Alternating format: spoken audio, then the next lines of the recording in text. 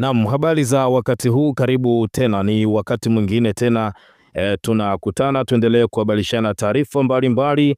Pasina shaka upo salama kabisa. Mambo yanazidi kuwa ni magumu Chama cha Demokrasia na Maendeleo Chadema. Kama unakumbuka, Chadema wamepitia misukosuko mingi sana tangu alipokamatwa mwenyekiti wa chama cha Chadema Tundu Lissu na kupewa kesi ya uhaini, moja kati ya makosa makubwa mno. Lakini pia wakati hilo likiendelea, bado kundi la G55 likaibuka Chadema na kisha kutangaza kujiondoa Chadema. Lakini tumeshuhudia wimbi kubwa la wanachama wa Chadema wakitangaza kuhama chama. Wakati hilo likiendelea, leo tumeshuhudia Amani Golugwa akikamatwa kwa kusafiri, yani kutoka nje ya nchi ya Tanzania na kurudi nchini bila kufata utaratibu. Lakini pia Mdude Nyagari, mwanaharakati wa haki za binadamu na mwanachama wa Chadema, pia akitekwa na hadi hivi sasa hajulikani ni wapi alipo. Linatokea jambo lengine tena Chadema, ambapo tunaona msajili ametengua uteuzi wa vigogo chama cha Chadema. Kama utakuwa na kumbukumbu, mwenyekiti wa Chama cha Demokrasia na Maendeleo Chadema Tundu Lissu aliteua wajumbe 8 ambao walithibitishwa na baraza kuu la chama hicho, ambao kada wake Lembrus Mchome alilipinga akidai kuwa walikuwa hawajafuata utaratibu. Ilikuwa ni tarehe 22 ya mwezi wa kwanza mwaka 2025 ambapo Tundu Lissu alifanya uteuzi wa wajumbe hao 8. Lakini leo taarifa kubwa ni kwamba ofisi ya msajili wa vyama vya siasa imetengua uteuzi wa wajumbe 8 wa secretariat na kamati kuu ya Chama cha Demokrasia na Maendeleo Chadema waliothibitishwa na baraza kuu la chama hicho tarehe 22 ya mwezi wa kwanza mwaka 2025. Mbali na kutengua, ofisi hiyo imetoa maelekezo kwa chama hicho kikuu cha upinzani nchini yanayopaswa kufanyiwa kazi ili kukidhi matakwa ya sheria ya vyama vya siasa, kanuni na katiba ya Chadema.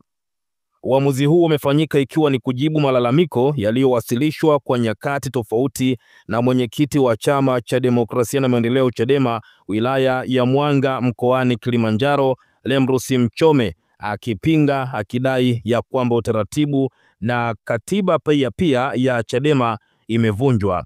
Mchome alikuwa akilalamikia kwamba akidi haikutumia ya kuwathibitisha viongozi hao ambao walikuwa wameteuliwa na mwenyekiti mpya wa Chadema Tundu Lissu.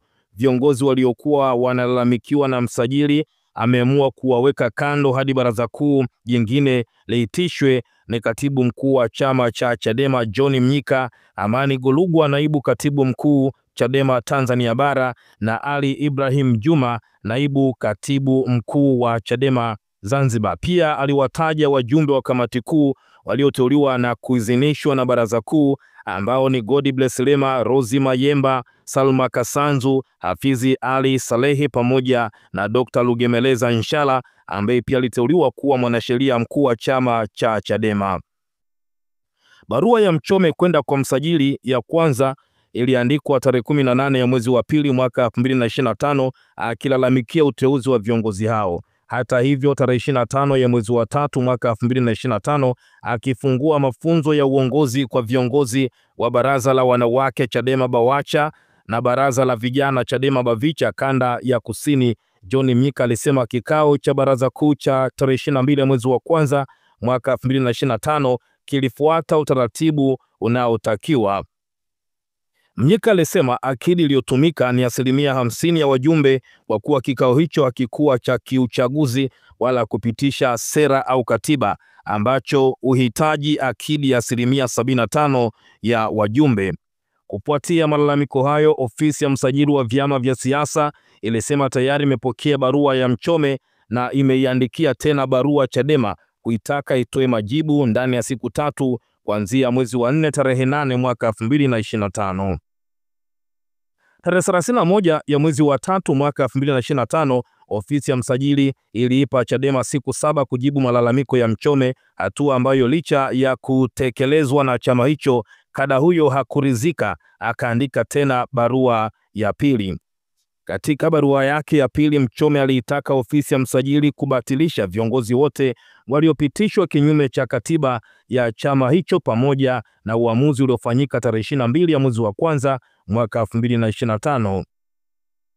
Leo Jumanne Machi 13 mwaka 2025, taarifa ambazo Mwananchi imezipata kutoka kwa kiongozi mwandamizi ndani ya chama hicho aliyeomba ahifadhiwe jina lake, amesema ofisi ya msajili imetoa uamuzi kuhusu malalamiko ya Mchome. Aisee, hizi ni taarifa mbaya sana. Msajili ametutwanga barua akikubaliana na malalamiko ya Mchome. Amesema kweli akili haikutumika na ametutaka kuitisha mkutano mwingine wa baraza kuu ukiwa na akili iliyotimia, amesema kiongozi huyo. Katika maelezo yake amesema kwa sasa bado tunasubiri nini cha kufanya, kwani viongozi wengi wako mikoani kwenye operation yetu ya no reforms no election, lakini kwa vyovyote vile lazima baraza liitishwe, vinginevyo kama chama kitakuwa hatarini sana. Baada ya taarifa hizo, Mwananchi limemtafuta mkurugenzi wa mawasiliano na uenezi wa chama cha Chadema Brenda Lupia, ambaye amesema taarifa hizo naye amezisikia, kwani aliyekuwa ofisini ni naibu katibu mkuu wa Chadema Tanzania Bara Amani Golugwa. Nimempigia lakini hatukuweza kuwasiliana kwa kuwa taarifa zilizopo amekamatwa na jeshi la polisi, amedai Brenda Lupia.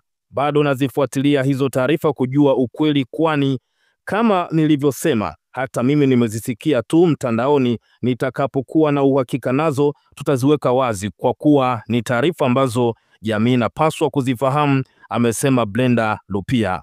Pia suala la Golugwa kukamatwa tutaendelea kulifuatilia. Aidha, Mwananchi limemtafuta Mchome kujua kama amepokea nakala ya barua hiyo, ambapo hakukubali wala kukataa zaidi. Amesema kesho Jumatano tarehe 14 mwaka 2025 atazungumza na waandishi wa habari. Hata hivyo, taarifa zinaeleza kuwa wakati wowote Mchome huenda akazungumza na wanahabari kueleza majibu aliyopewa na ofisi ya msajili kuhusu malalamiko aliyoyapeleka. Pia Mwananchi limewatafuta viongozi mbalimbali wa ofisi ya msajili, akiwemo msajili mwenyewe Jaji Francis Mtungi na naibu msajili Sisti Nyahoza, bila mafanikio yoyote. Hii ni taarifa kubwa mno chama cha Chadema, ambapo Chadema wamezidi kukutana na malungu kila kukicha. Lakini Watanzania wanasemaje kufuatia jambo hili? Nimejaribu hapa kupitia maoni ya baadhi ya Watanzania ambao wametoa maoni yao. Huyu wa kwanza anasema kwamba mnavyozidi kuwaumiza ndivyo ambavyo wananchi wanaona kabisa hakuna haja ya uchaguzi. Mwingine anasema kwamba Watanzania tunatengua uteuzi wa tume, ngoma draw. Lakini pia mwingine anasema Mbowe, unachokifanya utalipwa tu. Lakini pia mwingine anasema hata mfanyeje, sisi tunajua ni viongozi wetu. Lakini pia mwingine akasema tutengue na uteuzi wa tume kwanza. Lakini pia mwingine akasema Chama cha Mapinduzi kinatumia nguvu kubwa kuipiga vita Chadema kuliko nguvu inayoitumia kuvipinga vita dhidi ya umasikini, yani kuvipiga vita dhidi ya umasikini. Lakini pia mwingine anasema msajili hana mamlaka ya kuingilia chama fulani. Lakini pia mwingine anasema tunakoelekea kila mwananchi ataambiwa lazima awe na kadi ya Chama cha Mapinduzi na akipigie kura Chama cha Mapinduzi. Tena wanakaa mlangoni kwako asubuhi na mapema, watasema huendi popote pale hadi uchukue kadi ya chama, tena kwa nguvu na ubabe mwingi, wakitumia hao mapolisi, tena ukiwa mbisho na sombwa na defender unaenda jela hadi ukubali masharti yao. Huko ndipo tunakoelekea. Huyu mwingine anasema mengi yatazushwa plus figisu, ila wasimcheleweshe Lissu waweze kumwachia. Mwingine anasema kwamba huyu naye msajili anamsajili nani? Hiki ni Chama cha Mapinduzi, sio msajili, afanyi kazi bila kuwashirikisha Chama cha Mapinduzi. Lakini pia mwingine anasema kwamba ndo maana kumbe watu huwa wanafanya mambo yasiyowezekana. Lakini pia mwingine anasema kwamba msajili wa vyama vya siasa kumbe na wewe ni Zuchu. Lakini pia mwingine anasema kwamba hii safu ilikuwa hatari sana, bila kuitengua CCM tulikuwa hoi. Lakini pia mwingine anasema kwa kweli vyombo vya maamuzi vingine vinatia aibu taifa. Mwingine anasema nyie mnasema Chadema imesha kufa, hakika nguvu ya kushindana na Chama cha Mapinduzi. Haya, hivi vita vya nini tena jamani? Lakini pia mwingine anasema mbona katiba ya Chama cha Mapinduzi hairuhusu mgombea mmoja kuwania kiti cha urais, lakini mbona msajili hajafanya lolote kwa Chama cha Mapinduzi ila Chadema ndo wafate taratibu. Kila mmoja ametoa maoni yake hapa, lakini mengi zaidi tutazidi kukuhabarisha pale ambapo tutapata taarifa zaidi, na kama kuna jambo ambalo Mchome atazungumza, lakini pia viongozi hawa ambao wameenguliwa watazungumza, basi tutakuhabarisha hapa. Kubwa, tochea maoni yako na endelea kukaa karibu nasi kila wakati kwa hiki ambacho kinaendelea Chadema. Wako na mtazamo gani? Shana sisi maoni yako na endelea kutufuatilia kwa taarifa mbalimbali.